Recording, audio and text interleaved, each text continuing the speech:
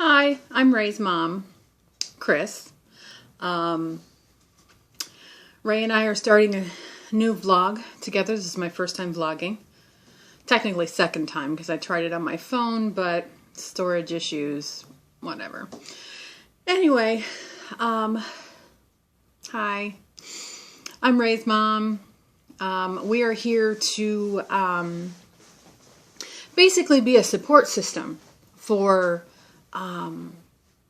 all the parents out there that are maybe going it alone, or I should try, I can't really see. Good thing there's editing, huh? For the parents out there that don't really have support, for the kids out there that don't have parental support, this is a place for you to be able to get that support. A little bit of background. Ray is now 19. But Ray came out, they say 7th grade, or excuse me, they say 8th grade. I said 7th grade, but you know, middle school, they came out as gay. And it was a struggle. And the struggle came from being very aggressively militant about it. And the way that I mean, like living out loud. And it's more about expressing being gay and being accepted than it was focusing on school and realizing that you really need to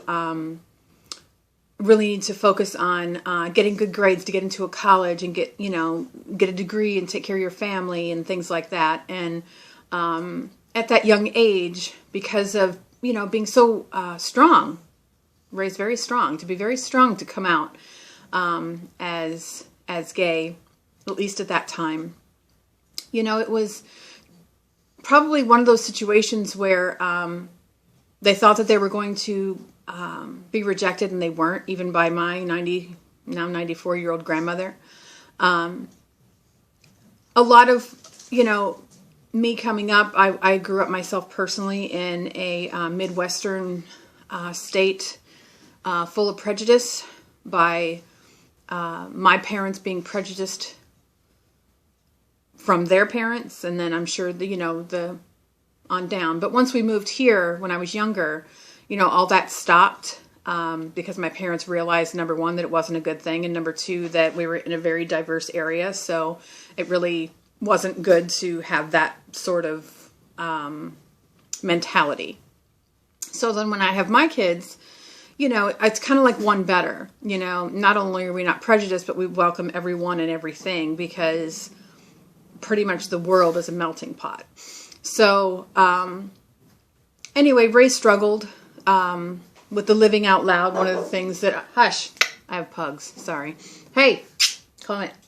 One of the things that we struggled with at the time was like wearing t-shirts from Spencer's, the kind of t-shirts where it would say, the one that says like enjoy Coca-Cola, it would say I enjoy vagina. It's not like, I tried to explain to Ray, it's not like I'm going around going, I like penis all over a t-shirt and letting Jesus and everybody see it. It's more about focusing on school and focusing on your future, and, that something that they thought was such a huge deal is just not as huge of a deal, mainly because of coming from the prejudiced background and realizing my parents helping us, as we became and got older and all that kind of stuff, that just wasn't something to be, practiced or tolerated or anything like that, that it's just more of a kind of roll off your back kind of thing. The struggles through school kept going all the way up until high school, and they would kind of, I don't know how to really describe it, they'd be called fag every day. They went to a high school that, was kind of halfway tolerant. They had an LGBT group, but I don't know if Ray really did too much with that. But all the way up until their senior year of high school, they ended up going to, having to go to an inpatient hospital for trying to kill themselves. I saw it as a suicide attempt. The hospital saw it as a suicide attempt. But what it really was kind of a turning point for Ray, because, as a teenager, when you have to say something negative to your parents, news-wise, whether it's something that's a regular angsty teen or if it's something that's LGBTQ, it's hard to be able to say something like that and not expect to be chastised, or you just don't know the reaction, and you assume there's going to be no love attached to it. My husband and I made sure, her stepdad and I made sure that we went to the hospital almost every day, went to every therapy session, went to every visiting hour. Yes, we were upset that this had happened, but obviously there was a bigger picture. And what we realized later on that the bigger picture is that our child was not gay, but actually transgender. The trans part came out after they'd gotten out of the hospital. They actually had gone to night school, and at night school to finish up, their classes. And what had happened was since they were getting out of the hospital, I have to, as a parent, make sure that I am constantly checking their things, like history on the computer, and they're not allowed to have their phone, and all the things where you like go from this social society, Tumblr, and all the other things these kids have, down, where they quiet their brain and they really have to think and just pretty much remove all of the outside influences so they can deal with what they're dealing with at the time. So what had happened is that I had seen through a history one of the like websites that's my child is, I guess you probably should have started that. My child is trans male, identifies as male. So one of the things that we needed to deal with was this website that I found that was a female to male transition, talking about T, showing to like before and after T, things like that. So it just clicked in my brain at that point, since Ray couldn't tell me or hadn't told me at that time that they were trans, that, oh my gosh, my child is trans. So I'd gone to pick Ray up from school. And first thing I said was, after we get in the car, because I find parents, the best time to talk to your child is in the car, because they can't escape. And not that you're going to be screaming or yelling, because obviously nobody's going to respond to that. But just in a gentle way. Not that I was afraid of, I'm not that kind of mom, I'm afraid of my child. I'll beat you in front of Jesus. I look good in orange. I will braid hair. I'll go to jail. I don't give a shit. But the only way to be able to get children to be able to respond to you is you're going to have to kind of talk to them in a way that they're going to be able to receive it. And as for me, it's coming from a place of love, and then also from education, knowing what the hell I'm talking about. Because half the times the kids are like, you don't know what you're talking about. So I try to educate myself, and I asked Ray, I said, what is your guy name? And Ray's like, oh my gosh, why are you asking me this? And I was like, I saw in the history that you were looking at those sites. Is that what you are? Are you transgender? And Ray's like, yeah. And I was like, cool. Okay. So where do we go from here? Well, at the time it was trying to find a therapist, and Ray wasn't comfortable finding a therapist yet. They were still quite immature. They were very much at that time, getting ready to turn 18. I really want to go out on my own. I really want to, be an adult, I can't wait to get out of here and just, get out from under your rule and all that kind of stuff. Cool. I was the same exact way. I left home at 18 years old. I think I went back once for about 2 months and then officially was just, gone. But I remember feeling that way. So I let Ray do it. There's nothing I could have done to stop it. Ray adulted for about a year, realizing that it was pretty hard. It's very expensive, and that they need to go, they just had kind of, jobs that weren't going to really go anywhere. And so they really needed to get a degree so that they could at least, my philosophy with my children have always been, you have 3 options. You have college, you have tech center to be able to learn a trade, or you have the military. And I have 2 children that picked college. I have one that picked college and then moved on to the military. And I have another one now that's gone into a tech school. So I was still very much, you need to do this for you. So after finding out that they were trans, then it was, where do we go from here? They officially came out, and when I say that, it's like Facebook coming out to everybody, I guess about 1.5 years or so ago. Nobody's ever really, my hair looks cute. Nobody's ever really challenged, really. Like her grandma, my mother, said, I don't understand it, but you're still my peanut, and I'm always going to love you.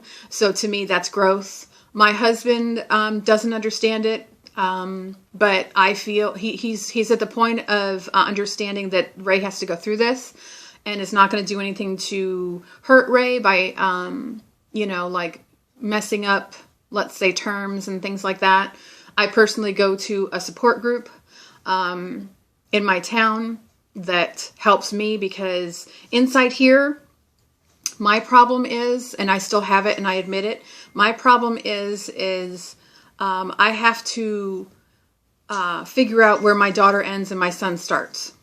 And when I say that, what that really refers to is my expectations of what I expected from my daughter. And that has nothing to do with who Ray is as a person. I really honestly feel Ray's been there since birth. Because, you know, everything from little baby on up until they came out as gay has been tomboy, tomboy, tomboy. Well, they weren't a tomboy, they were a boy, but couldn't really articulate that.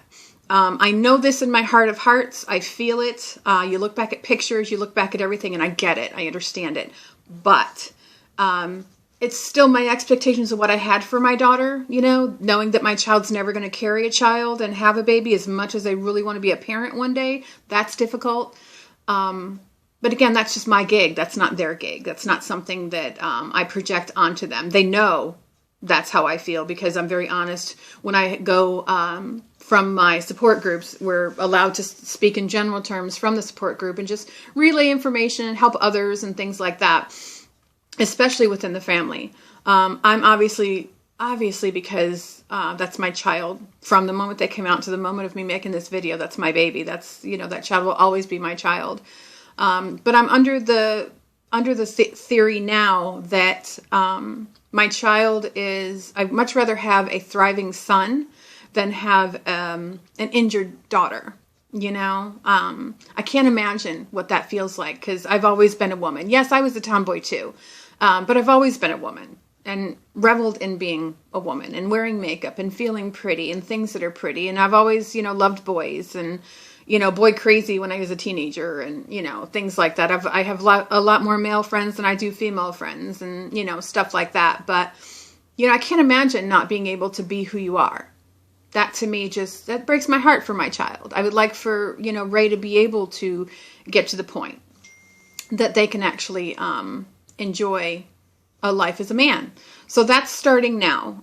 Ray actually is getting ready to go to the endocrinologist. They actually had gone to a psychologist first to get the letter that proves the gender dysmorphia, something like that, under the same umbrella. And the letter will carry over to the insurance and the doctors to find an endocrinologist, which will be able to take the blood test to start the testosterone.